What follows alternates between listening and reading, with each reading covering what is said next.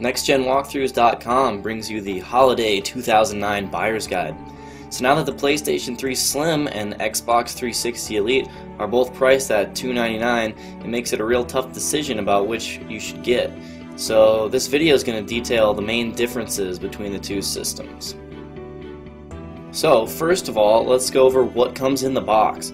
So obviously each of them comes with the console, power cable, and they both have wireless controllers. The first difference you're going to find is in the cables to hook up to your TV. The PlayStation 3 has composite AV cables. These are the red, white, yellow cables you're used to for standard definition. The Xbox 360 has composite and component cables. So it's got the red, green, blue, and red, white, yellow, so you can switch between standard and high definition with a switch on the cord. And then the PlayStation 3 has the USB cable for charging the wireless controller, and the Xbox has a headset for talking during online gaming. Now let's take a look at the difference in features between the PlayStation and Xbox. So they're both evenly matched with 120GB hard drives. For wireless internet, it's built right into the PlayStation 3, but it's $100 extra for the Xbox. So you're either going to have to plug an Ethernet cable straight in, buy the add-on, or run a Ethernet cable from the Xbox to a computer you have already hooked up to wireless to get around this. So that's a pretty significant difference. Next up is the disk drive.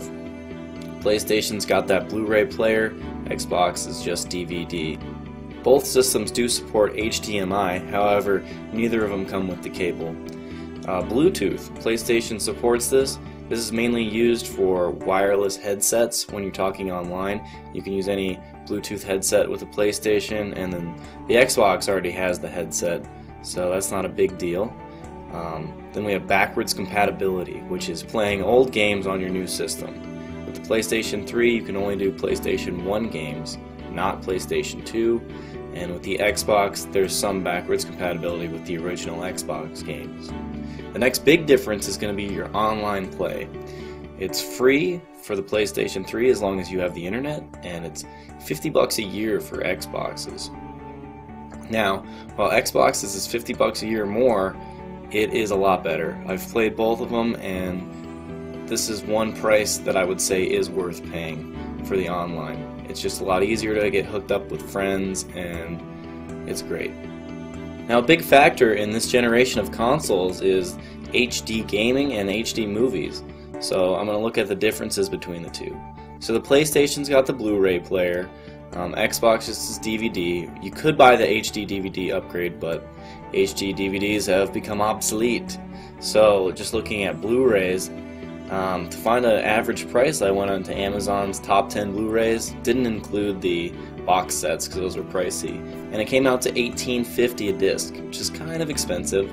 I like the Netflix option better, $10 a month, one disc out at a time. It's usually $9, and it costs $1 extra to do Blu-ray, and you probably want to do the 3 disc at a time, would be a better deal. And your other option for HD movies is streaming. So both Xbox and PlayStation have their own store where you can rent HD movies or buy them. The average price for PlayStation's was $4.50 a rental, and Xbox's was $6 a rental. And my favorite option here is the Netflix for $9 a month, because that also comes with unlimited streaming, which is currently only available on the Xbox. So if you want to do that on the PlayStation, you can use this software called PlayOn. I think it's about $40. It lets you play Netflix and Hulu through your PlayStation or Xbox. And the only catch is it doesn't do HD. And you have to have a computer on your wireless network to stream PlayOn through. Okay, now to the important stuff, games. So I looked at some games that are already out for each system. I went to Metacritic.com's top 10 highest rated games, and I pulled out the system exclusives so you can see what the best games that you can only get on either system are going to be. So Sony's got Little Big Planet, Metal Gear Solid, and Killzone, where Microsoft has the Gears of War and Halo franchises. Now I also looked at the top 25 of the list so you can get an idea of other games that are great and that are on only one system. Now, Both systems do have games in each genre that are awesome. So you're going to find a good sports game, a good shooter, a good RPG, no matter what system you've got. So just take a look at these lists and see if there's anything you can't live without, and if you can't, you'll probably have to pick the system that has the game you want. Now you're going to have to keep in mind that 2009 and 2010 are going to be awesome years for games. So you want to look at games that are going to come out, and if they only come out on one system, I wrote down, the top 5 I thought from each system. So Sony's got Uncharted, Gran Turismo 5, God of War 3, Final Fantasy 13, which should come out for the Xbox eventually. MAG, which is Massive Action Gaming. It's like 250 people online. Looks kind of cool. And then Microsoft's back with Halo 3 ODST, Forza 3, Left 4 Dead 2, which is like a zombie shooter, Mass Effect 2, it's a sci-fi RPG, and then of course the Grand Theft Auto 4 downloadable content, which has been great so far. So after doing all my research, you're probably wondering, which system would I recommend? Well, I think there's 2 very important questions you have to ask yourself first. Why are you playing? Are you interested in a certain game franchise like Halo? If you are, get the Xbox. Do you want to play Blu-rays? If so, get the PlayStation 3. I mean, these are both great systems, they each have strengths and weaknesses, but they're very evenly matched, and no matter what you're looking to do, you can probably do it on either system. Now the other important thing to consider is, what do your friends have? Are you looking to play online with your friends? Because there's a lot of games like Call of Duty 4 where you can buy it on the Xbox and you can buy it on the PlayStation 3, but those people can't play with each other.